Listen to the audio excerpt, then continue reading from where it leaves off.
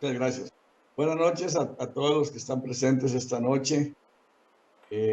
Hoy tenemos una actividad especial a cargo del doctor Teodoro Evans. El doctor Teodoro Evans es médico cirujano graduado de la Universidad de Costa Rica, es con especialidad en cirugía general, en neurocirugía y administración de centros y servicios de salud.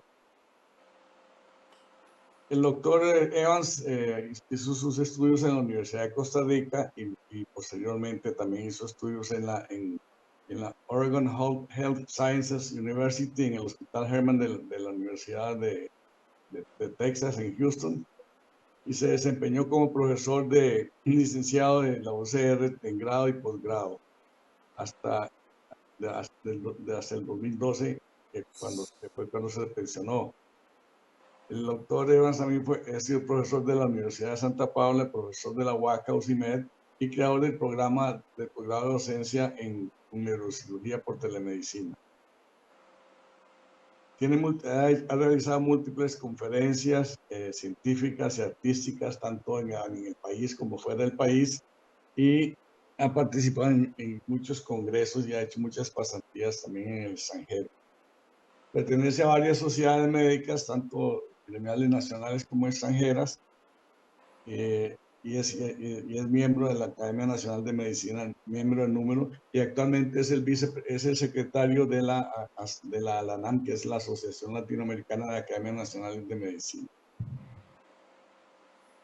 No voy a extenderme más en el currículum del doctor Evans, porque si no, no terminamos en toda la noche. El doctor Evans nos va a deleitar esta noche, como siempre lo ha hecho con sus múltiples conferencias culturales. Nos va a conversar sobre la ruta de la seda. Adelante, doctor Evans. Gracias, muy amable. Voy a compartir pantalla.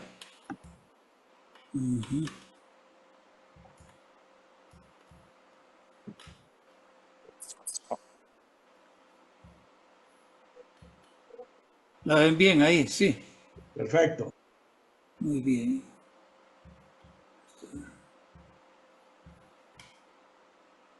Segundito aquí. Muy bien, vamos a hablar de este tema que es un tema pues me ha apasionado mucho de todos los viajes que hemos hecho por estos lados y en realidad pues haber recibido también mucha información que... ¿Me oyen bien? Sí. Sí. Sí, bueno. También información de una persona muy importante que escribió un libro que les voy a relatar ahora.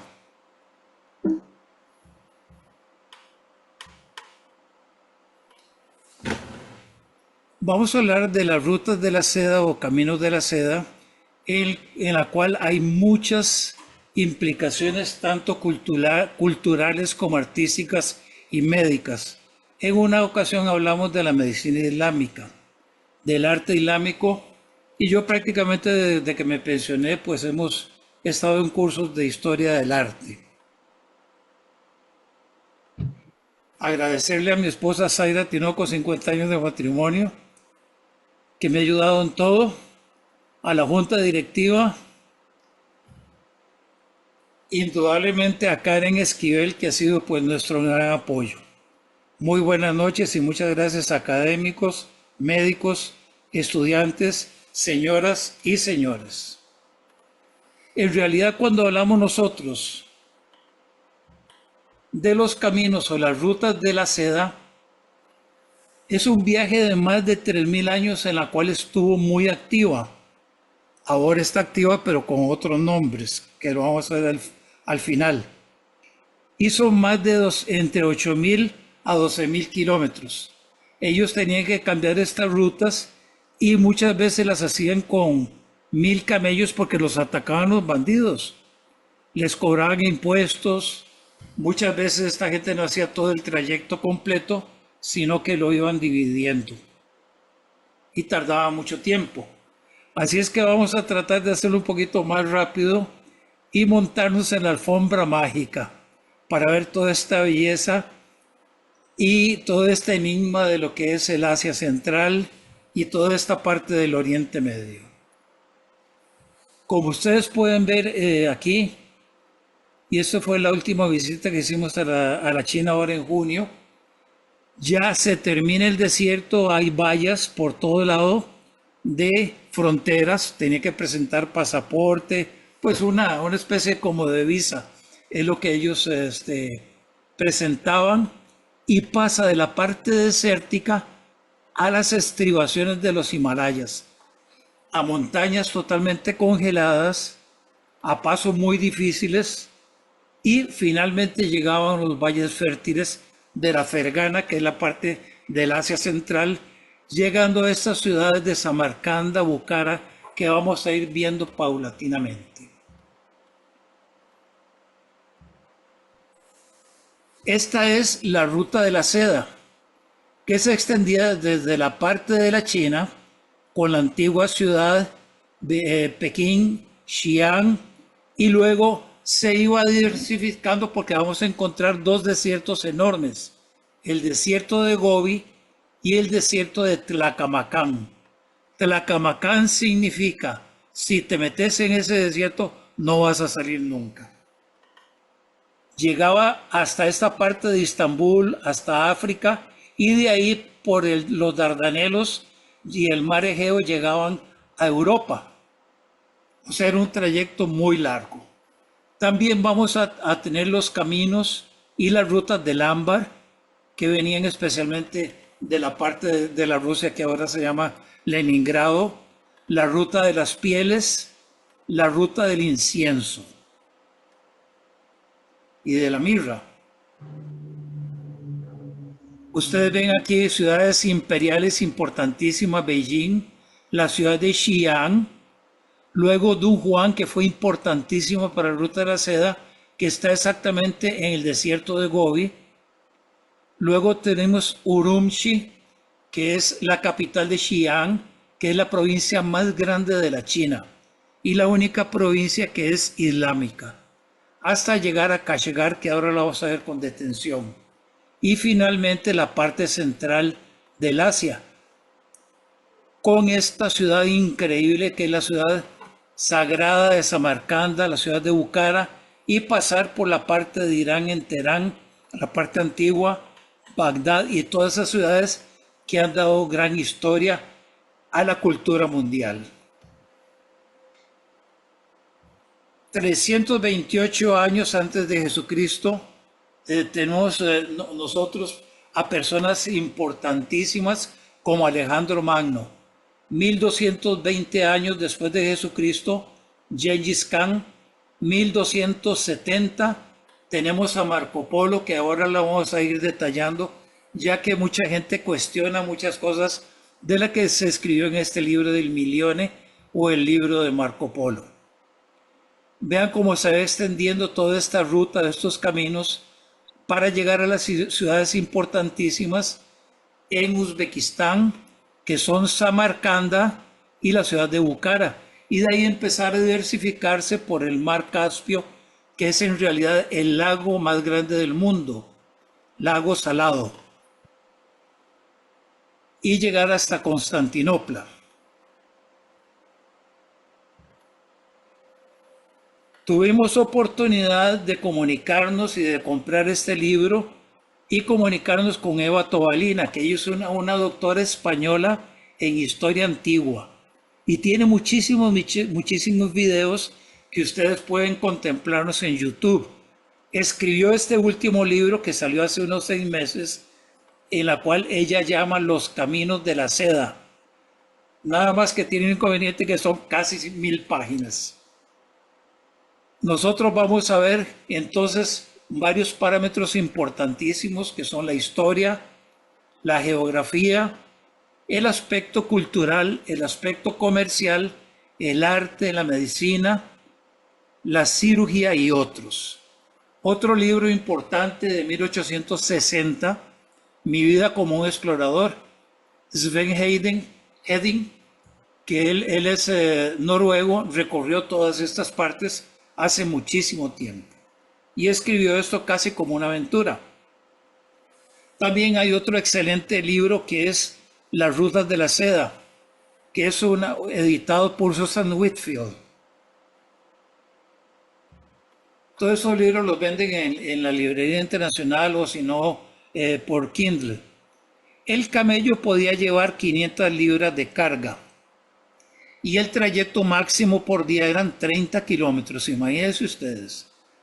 Llegaban a una especie como de hoteles, algunos eran gratis, otros tenían que pagar, otros les cobraban impuestos, en los cuales ellos descansaban, lo mismo que sus animalitos, y esas caravanas que como les dije iban hasta de 1000 caballos, de camellos, perdón, ya emplean caballos del Asia Central, que son caballos muy especiales, como lo vamos a ver también. También tenemos que recalcar que hubo la ruta marítima de la seda desde 200 años antes de Cristo. Ellos en realidad construyeron naves con velas y tenían brújula también, que les permitían hacer viajes más largos. Y se mantuvo más o menos hasta el siglo XVIII. Y entonces, ¿por qué se llama de la seda o se llamó de la seda? Caminos o rutas, porque nunca hubo un camino como los caminos romanos, los cuales eran trazados con piedras. No, ahí dependía del clima, de si los asaltaban o no los asaltaban, de las enfermedades, etc. Estos son los capullos de seda, de los cuales cuando se extiende el silito puede llegar hasta 4 kilómetros, que son los capullos de buena calidad.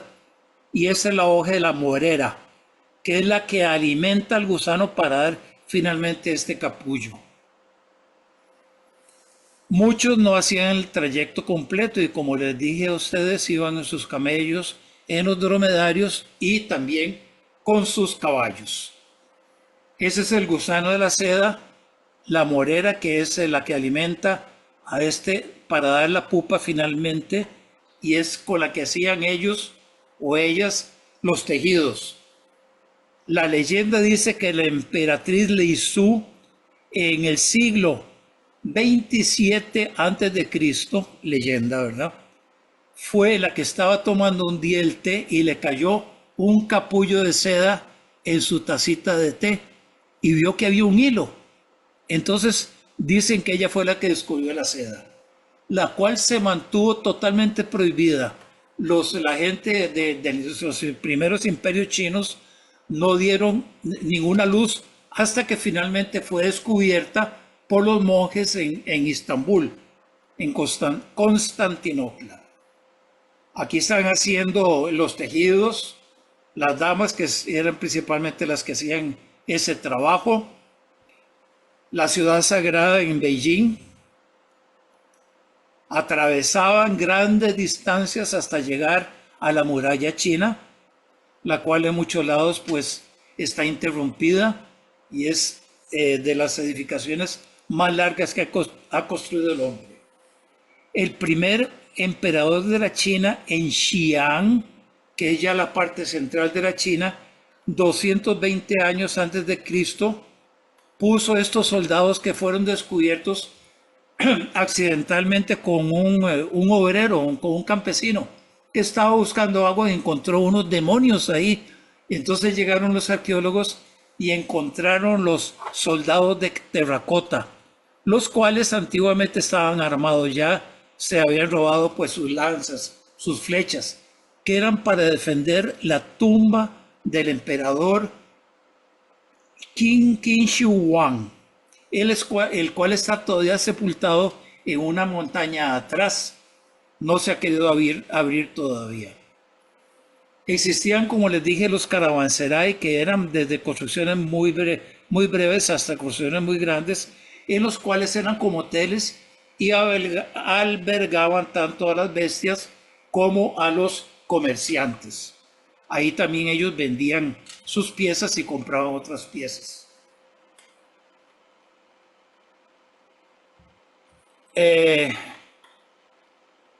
Richthofen, alemán, lo mandaron a construir una línea férrea. Nunca la construyó porque era gigantesca. Y él se le ocurrió llamar a esta ruta Seidenstraße, que significa la ruta de la seda o caminos de la seda. ¿Cuál fue la finalidad durante casi 3.000 años? La finalidad eminentemente comercial, pero también se transmitió el material genético. De ahí vemos los rasgos de la gente que vive actualmente en esas regiones. La agricultura, también las enfermedades y las pandemias, como la famosa peste negra de 1347-1353, las dos más grandes que hubo en ese tiempo. Fue camino para la cultura y el arte, los idiomas, las religiones, las costumbres, la ciencia, la literatura, la docencia y camino a invasiones. En el año 1200 fueron toda la gente de la Mongolia que invadieron esta parte hasta llegar prácticamente a Hungría. Y las cruzadas del siglo XI y el siglo XIII. Perdón. ¿Qué se me hizo?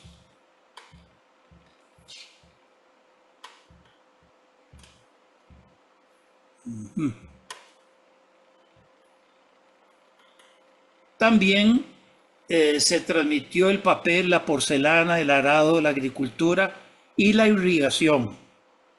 La pólvora, la brújula, las joyas, el jade, la seda, las especies, el marfil, perlas, ideas para la imprenta, ya que el primer impreso antes de Gutenberg, 1450, como lo vamos a ver ahora, fue del siglo IX después de Cristo. La medicina con la medicina islámica, la medicina de la alta Edad Media, cirugía, medicamentos y otros muchos. Dos libros bellísimos, Mil y una noches. De eso es una traducción de Salvador Peña, que pueden encontrar en cualquier librería directamente del árabe, son varios tomos. Y el famoso Il Milione, que así le decían a Marco Polo. Él estuvo cerca de 2 años prisionero porque fue una guerra que hubo en Venecia, un problema de tipo político, y él le iba relatando a Rustichello de Pisa, que era de origen francés, y el problema es que Rustichello de Pisa le iba inventando cosas que no son reales, pero que sí estuvo en la parte del oriente, sí estuvo Marco Polo y sus tíos.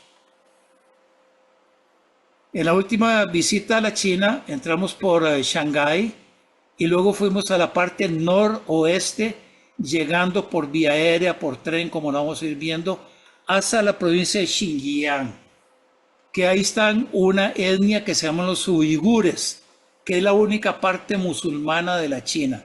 Musulmana, pues, que lo practican en su casa porque no les permiten practicar en las mezquitas. Son 23 provincias y de ellas la más grande es la provincia de Xinjiang. Venir desde Shanghái, Lanzhou, por vía aérea, Nunhuan, Turpan, Urumqi, que es la capital de esta provincia, y hasta llegar a Kashgar, que vean la importancia ustedes geográfica que tiene, ya que es el límite de esta parte de la China con Kazajstán, Kirguistán, que son países del Asia Central, Tayikistán, Pakistán, la India, y al sur vamos a encontrar el Tíbet. De ahí que vamos a encontrar montañas nevadas. Toda la ruta que hemos hablado nosotros para llegar finalmente a través de esta parte al Valle Fértil, donde está Samarcanda, Merv, Bukhara, y finalmente entrar a la parte de Bagdad,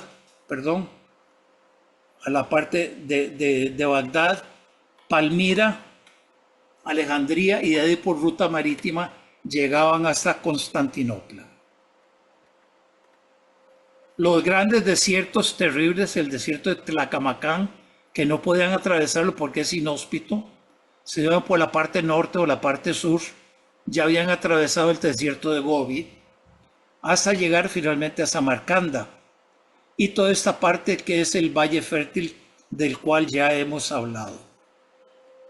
Inicialmente en Dunhuang pasaban por la puerta del jade, porque ese fue uno de los elementos, especialmente el jade blanco, que es el que tiene aún en esta fecha el precio más alto.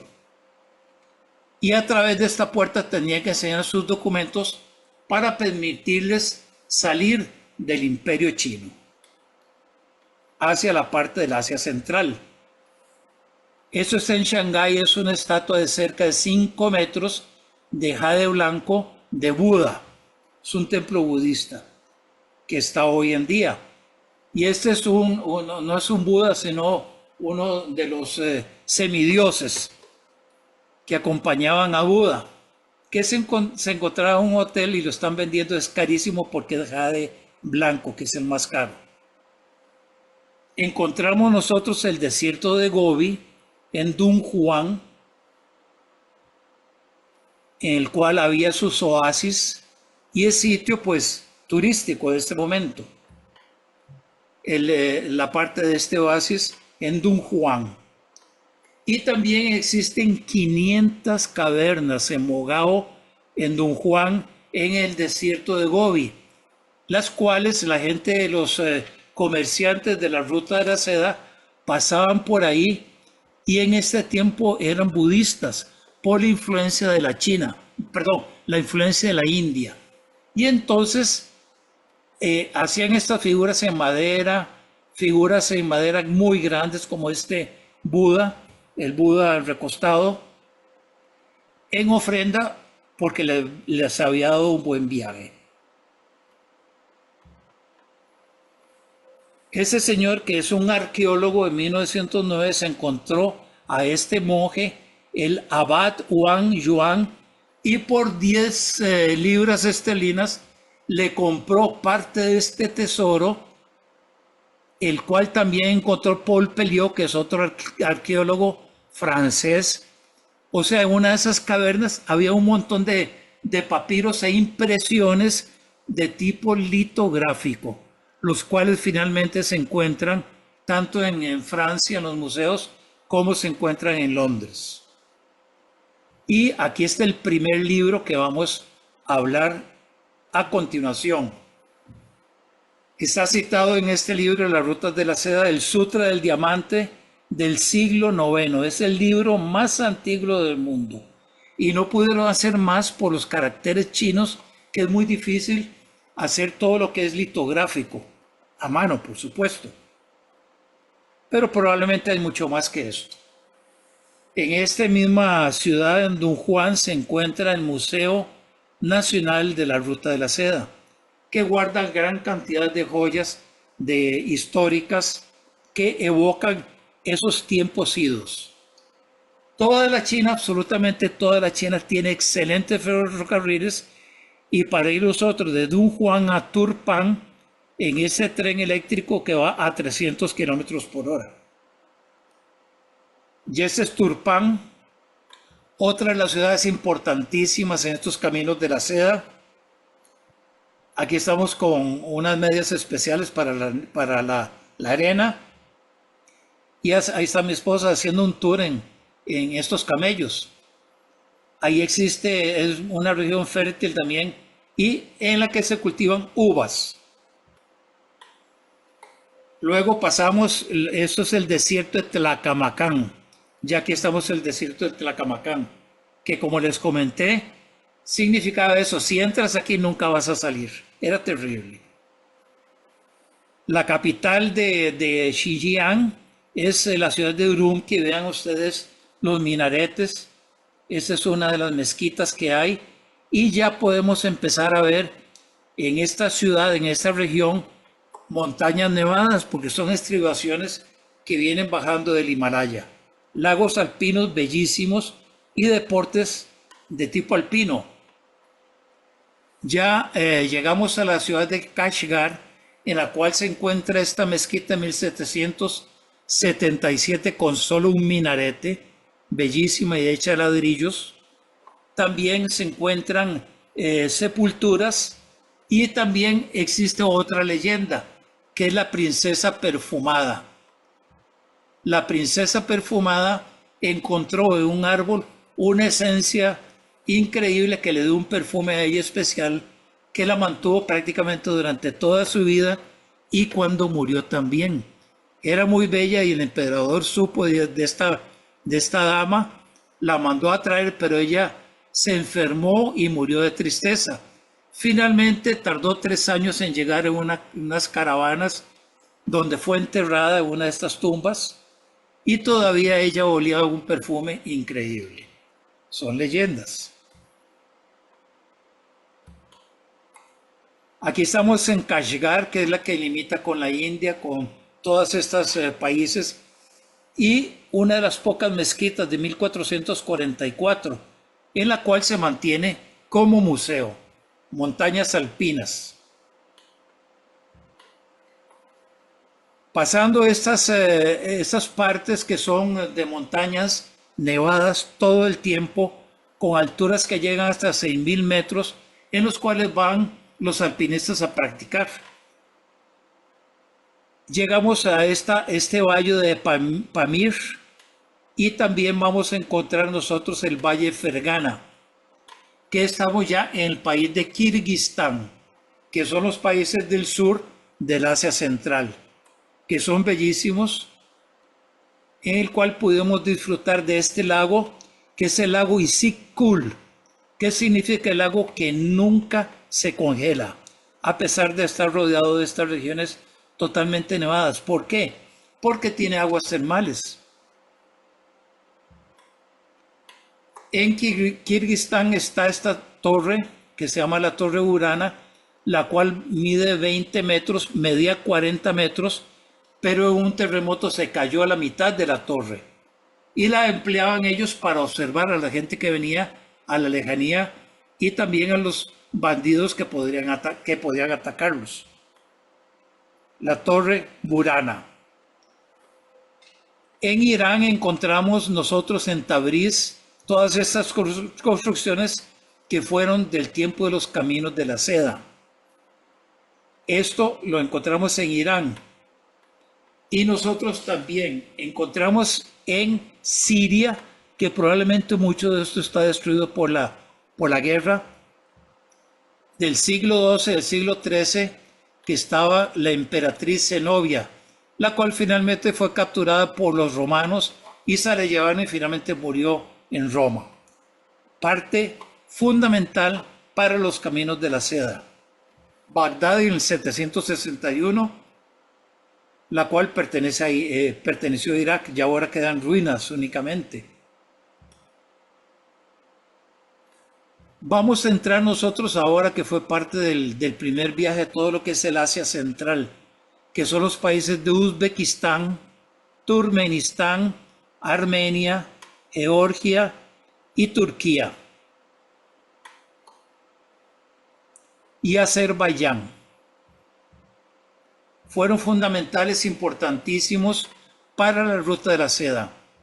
La capital de Uzbekistán es Tashkent, son fotografías pues contemporáneas, y en 1370, 1450, heredero de Genghis Khan, está el Temür Tamerlán, que significa, él fue un gran héroe y fue él un rey de estos terrenos que llegaban hasta Irán, a la parte más sur de Irán. Tamerlán significa el cojo, porque en una de las batallas él quedó con una pierna lesionado. Llegó un embajador enviado por Enrique III de Castilla desde España. Tardó cerca de 3 años en llegar a visitar a Temür. Ruy González de Clavijo. Imagínense todo lo que tuvo que haber pasado él. Esto estamos hablando del siglo XV. Existen las primeras universidades, las famosas madrazas, que puede ser con Z o con S, que eran centros en los cuales daban estudios, entre comillas, universitarios, con gran impregnación de la religión de ellos, islámica, ya que existen estas bóvedas, el famoso arco Iwan, que es esencial, existen mezquitas, y es una universidad, ya que los muchachos iban a estudiar y vivían en esas madrazas. Todavía se conservan y muchas de ellas han sido renovadas. Encontramos el Corán cúfico, Cúfico es este tipo de escritura del cual hay 21 tipos en los cuales van transmitiendo todo lo que es el Corán. Se encuentra en Samarcanda y esto data del siglo VIII, siglo IX. Material muy respetado por la cultura, por la religión islámica. Y existe la ciudad de Samarcanda con 3 madrasas bellísimas en las cuales se les enseñaban filosofía, medicina, artes, escritura, todo a los muchachos, astronomía. Y Samarcanda es la fantástica ciudad de las 1001 noches. Es la primera ciudad que se cita en las 1001 noches. Samarcanda, la ciudad sagrada. Ahí está el observatorio de Ulugh-Beg. Vamos a ver quién es este señor. Y esta puerta ahorita la vamos a abrir para ver qué es lo que hay adentro. Mirzo Ulugh-Beg fue el gran astrónomo que se mantuvo todos sus conocimientos de la Alta Edad Media, siglo XV. Él murió en 1449. Era el astrónomo de esta región y construyó en esa puerta que abrimos esta especie como de péndulo que fue contando todos los días con una exactitud increíble, todos los días del año, de los grandes astrónomos que se mantuvieron. Timur Tamerlán fue sepultado, esto es pues un cementerio en el cual está sepultado, ya que fue una persona muy importante porque le dio una gran notoriedad después de las invasiones por los mongoles. Se reconstruyeron, hicieron todas estas mezquitas, estas partes funerarias, las madrasas, las cuales indudablemente con el tiempo han sido reconstruidas. La tumba de Tamerlán, en la cual ustedes pueden ver aquí lo que es la escritura cúfica, que se están copiando todos los versos, pues todos no, algunos de los versos del Corán que está en árabe. Esto es lo que se llama la escritura cúfica, y todo es con mosaicos, con lápiz lazuli, muchos impregnados en oro y que tienen una belleza artística increíble.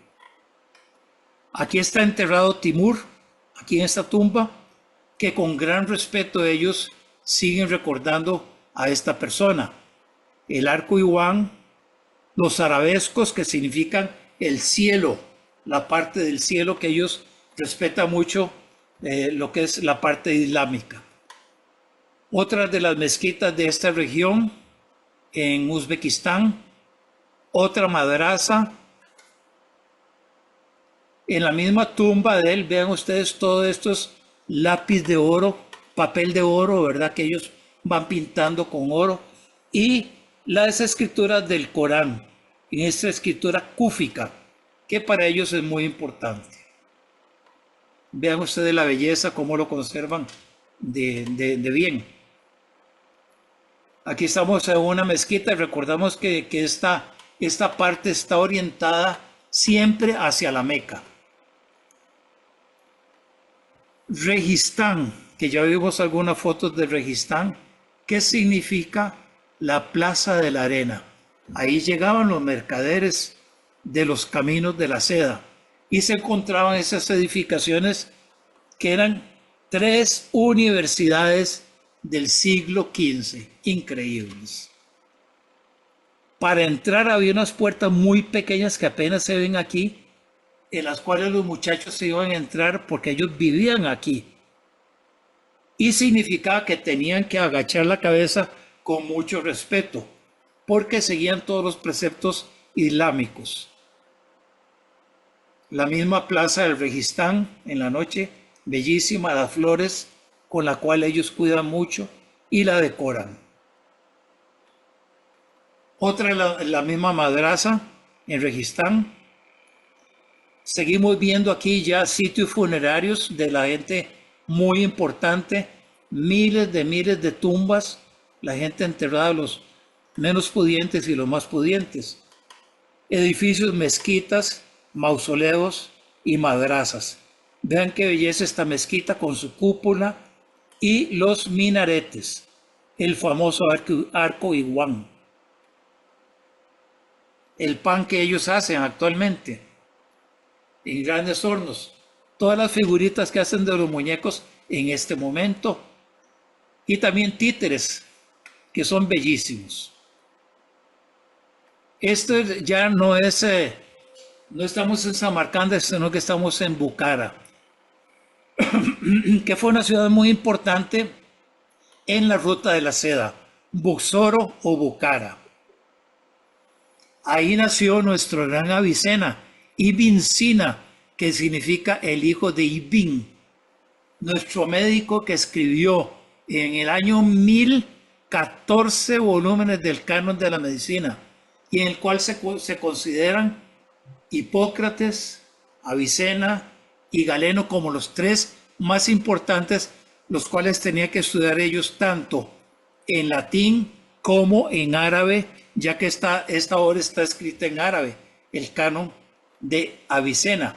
Él se fue finalmente para lo que es en ese momento Irán y llegó a la capital, una de las capitales importantes del Imperio Persa, del cual ya hablamos en otra ocasión, Hamadán, y ahí fue sepultado. Ahí está la tumba de Avicena, que con gran respeto ellos la conservan.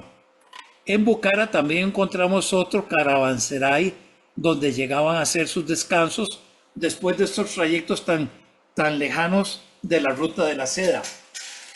Y existe una madrasa muy bonita en la cual el que la hizo con varios operarios se la dedicó a cada una de las hijas. Los minaretes son diferentes. Y es una madrasa en Bukhara. Se llama Khor Minor o Khor Minor. Ese es el hotel en el que estuvimos nosotros y el bazar, que es un sitio muy interesante porque encontramos nosotros este mausoleo que es hecho con ladrillos del siglo IX, esta Kian Mayub, que es una mezquita de aquellos tiempos con un solo minarete, esto es del siglo XI, y la mezquita Bolo Caús de 1712, cuyos desde ese tiempo se mantiene toda esta parte de madera, los postes, que son altísimos y de una madera especial. Vean lo interesante de esta mezquita Khan Mayub del siglo XI, que vamos a entrar como un museo y el cual vamos a encontrar nosotros que este mar, el famoso mar de Aral, que fue igual que el mar Caspio, el lago más grande del mundo y lago salado, lo mismo que el mar de Aral, los rusos empezaron a drenar el agua, ya que esto hasta 1991 pertenecía a Rusia. En 1991 ellos recibieron pues la independencia de la Rusia, pero el desastre ecológico siguió. Años 77, 86 fueron secando y llegaron a una parte totalmente irreversible. Desapareció el mar de Aral y ya la gente no puede navegar ni puede pescar, estando viendo a ver qué hace. Del siglo IX, los samánidas, que era ya de la parte árabe que dominó el Asia Central, y dicen que aquí es muy importante darle 7 vueltas en el sentido contrario a las agujas de un reloj para tener buena suerte. Todo es hecho de ladrillos, muy diferente a las otras construcciones, y es un mausoleo. Esa es la mezquita que hablábamos nosotros, cuyos pilares se mantienen de madera, se mantienen todavía después de hace 300, 400 años. Entramos viendo el famoso arco iguán adentro de la mezquita, que ellos en este caso profesan y practican la religión islámica, los musulmanes. Y hay 2 sitios muy importantes, que es el mihrab, que está viendo hacia la Meca, la orientación de acuerdo a la brújula es hacia la Meca, y el minbar, en el cual ellos rezan 5 veces al día, en el cual se sube el imán, que es como decir el sacerdote de ellos, el pastor, y ahí hace una pues una lectura de unos 10 minutos del Corán. Otras partes que se encuentran en Bukhara, la fortaleza defensiva, ya que fue atacada por montones de personas, no solo los mongoles, de siglo V. El complejo Calón del año 712, con este minarete enorme, del cual se cuentan que también a la gente que condenaba a muerte la tiraban de aquí. Madrazas, mezquitas, sitios funerarios. Es una belleza increíble. Otra madraza de Abulalis Khan, también en Bukhara. Lo mismo, y esta pequeña edificación recuerda aquellos tiempos del siglo XV donde entraron unos invasores y mataron a 50 niños. Entonces, para recordar esa tragedia que ellos vivieron.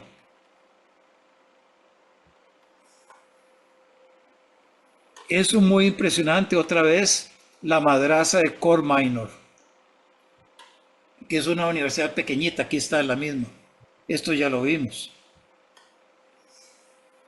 Otra madraza en Bukhara, Bulatsi Khan, bellísimas, rodeadas de agua, de jardines. Y nos llamó mucho la atención esto que se mantiene en la ciudad de Bukhara. Todo lo que es la tubería de gas por fuera, que puede ser peligrosa, ¿verdad? Desde el tiempo de los rusos. Finalmente, ellos tuvieron gobernantes en esta parte de Bukhara ya del siglo XIX y siglo XX. Aquí vivía la gente que mandaba y la gente rica. Y con muchas riquezas de tanto de lo que son joyas como son toda la orfebrería que hay. Pasamos al país que está a la par que son 300 kilómetros, ¿verdad? Turkmenistán, en el cual está el desierto de Karakum. El 80% del país de Turkmenistán es un desierto y se llama el desierto negro o el desierto Karakum. Y la gran fortuna que ellos tienen es que tienen una cantidad gigantesca de gas natural, de petróleo, y ahí la gente simplemente no paga nada para usar el gas o usar la gasolina. Y también tienen plantas geotérmicas. Está la ciudad cerca de la frontera, la ciudad de Mari. Lamentablemente, después del año 91, lo que vino fue no pues una democracia, sino un dictador. Este señor, cuya estatua está recubierta en oro, ya murió, y el que sigue ahora es su hijo. Todo el país está lleno de vergonzosamente, estas estatuas de oro. Y llegamos nosotros al hipódromo de Mari. Existe en Turkmenistán un ministerio que es el Ministerio del Caballo, porque las especies que ellos tienen aquí son especies las cuales no las mezclan con otros países ni las venden, son caballos especiales. Aquí se estaban preparando para una Olimpiada del Asia Central. Estamos hablando del año 2017. Vean los caballos que tienen ellos. Ashgabat de la capital, 2017. También hay camellos y dromedarios, los que tienen 2 jorobas. Existen también edificaciones del siglo VII que eran muy importantes ciudades del tiempo del Camino de la Seda. Ibn Said y mausoleos, de los cuales de 1117 ese sultán se encontró con una hada, y entonces esta hada le regaló, es una leyenda, le regaló este mausoleo, y finalmente él tuvo que decapitar a esa hada porque era maligna. Entonces ahí está la leyenda, ¿verdad? Ahí se puede entrar a esta parte muy bonita. Y también existen las ruinas que fueron destruidas cuando llegaron los mongoles, en 1220, y aquí estuvo Alejandro Magno 328 años antes de Jesucristo. Se conservan las ruinas. También en el tiempo de los partos, que fue 250 años antes de Cristo. Ciudades antiquísimas, ¿verdad? Vamos a ir nosotros de María hasta Ashgabat, que antes eso lo recorrían pues los camellos en los caminos de la seda. Y esta gente llegó a estas avenidas centrales. Todos estos edificios están enchapados en mármol de Carrara, mármol italiano. Vean ustedes el dinero que sacan ellos con su gas natural. Esta es la mezquita más grande del Asia Central, en la cual está enterrado el primer dictador, en Ashgabat, la ciudad. Esto es para recordar todos los héroes de ellos, el primer dictador, y son presidentes vitalicios. El Palacio de la Felicidad, donde celebran las bodas. En ese hotel estuvimos Silis. Y lo más interesante de aquí, hace 7 años empezaron a sembrar coníferas, y vean ustedes la irrigación. En estos momentos son árboles grandísimos. El hotel por dentro recubierto totalmente con mármol de Carrara, mármol italiano. Es un hotel increíble. Detrás de esta colina, más o menos unos 50 kilómetros, se encuentra ya Irán. Está totalmente a la par. La mezquita ya la vimos. Y vamos a irnos nosotros al otro lado del mar Caspio, a Azerbaiyán. Azerbaiyán significa, como hay petróleo y también hay gas natural, la ciudad llameante. Y ellos construyeron estos edificios en ese recuerdo. Azerbaiyán. La ciudad de Bakú es la capital, esta que está aquí, y este es el mar Caspio.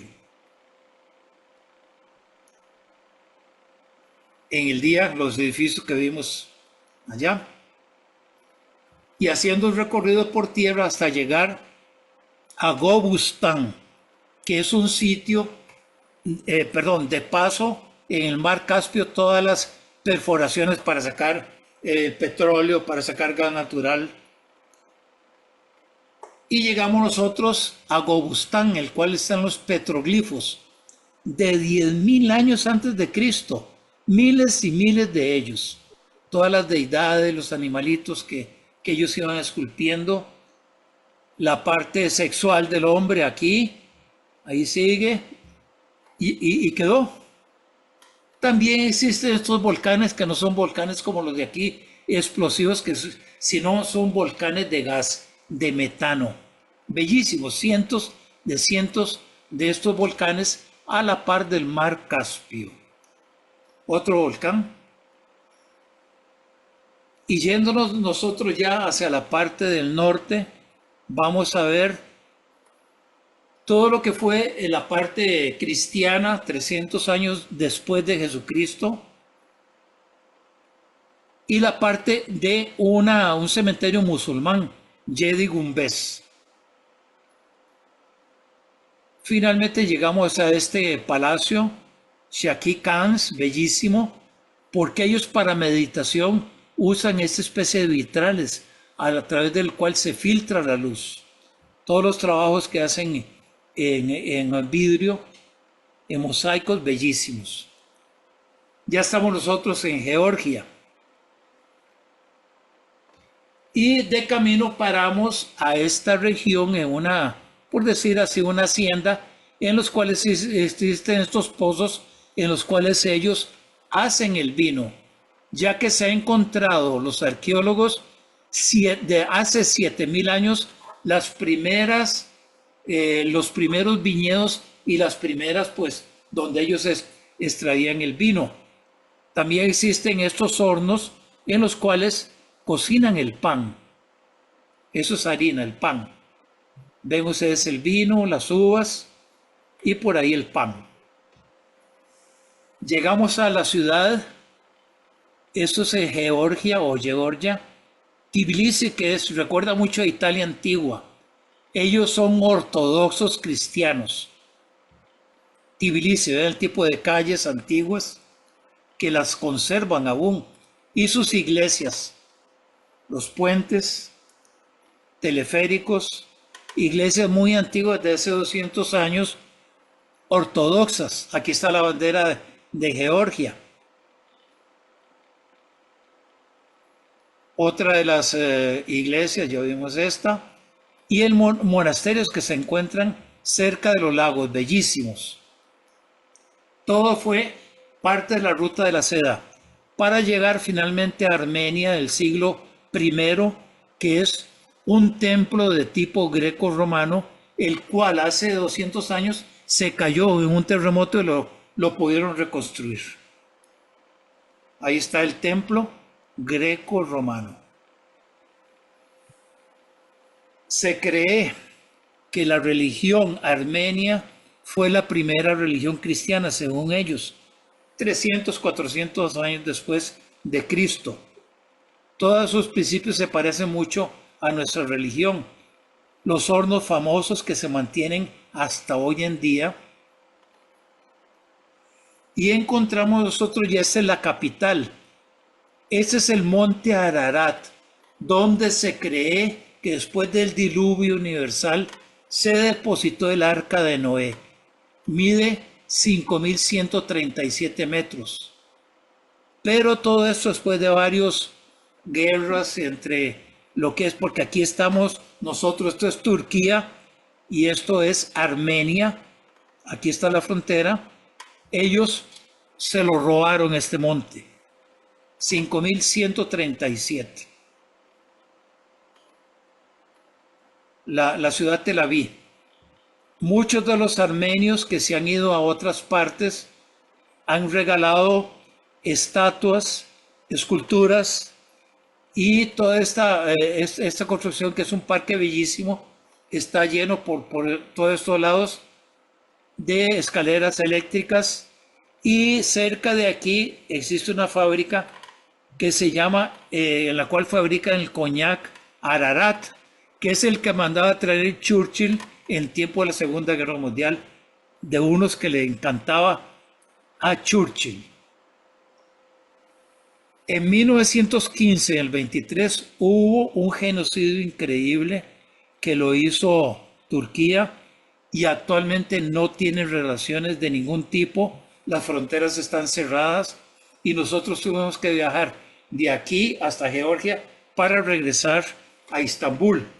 Aquí está el Papa actual en un recuerdo de esta barbaridad, de este genocidio que hicieron en esos tiempos. Como nos decían, esto es como decir el Vaticano de ellos, la catedral de Eshmiatzin,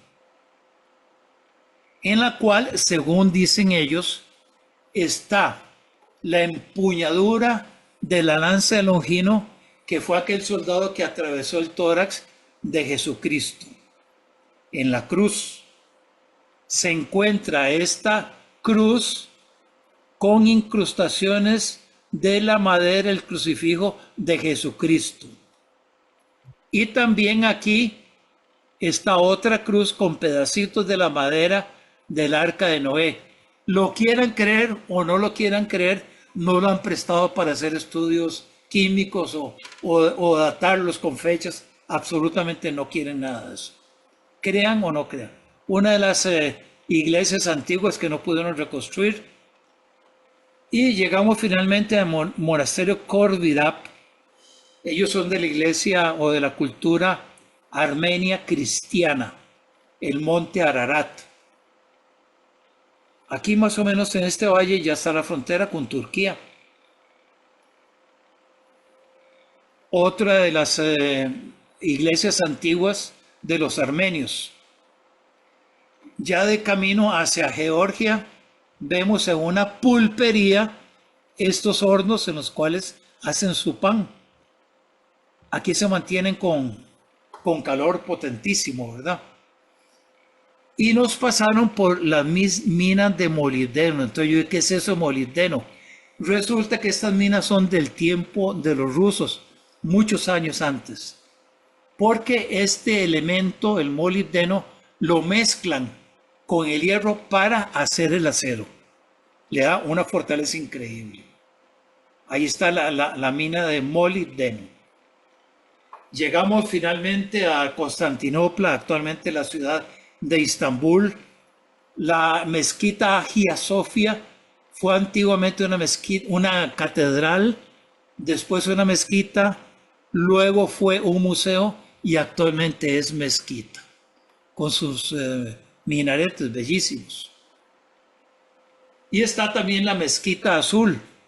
Vemos aquí el estrecho de Bósforo que desemboca en el Mar Negro, donde está esta terrible guerra de Ucrania, tan terrible, ¿verdad? Y finalmente el aeropuerto de Istambul, que es de los aeropuertos más grandes del mundo y que vuelan a toda parte del mundo. También parte de la Ruta de la Seda, como es también la ciudad de Jerusalén.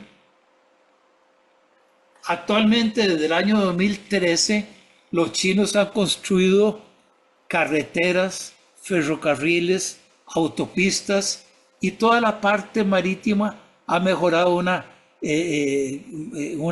cosa grande atravesando el canal de Suez con el problema que tenemos ahora del Mar Rojo, que no, prácticamente no se puede casi pasar por aquí. Vemos nosotros todas las carreteras que han hecho hasta llegar a Europa, a África, a toda la parte del mundo, y cómo el tren transcontinental tarda 16 días y la vía marítima, que es más larga, ¿verdad? Pero puede llevar cosas más pesadas, 36 días. Se mantiene y cada día la mejora más y más y más, porque es la ruta económica. La parte antigua en esta es recordatorio de Xi'an, y la parte moderna de esta China que ha crecido de una forma increíble. Toda esta ruta o los caminos de la seda vienen de 200 años antes de Cristo, más o menos hasta el siglo XVIII. Y darles gracias a ustedes por su asistencia y por su atención. Muchas gracias.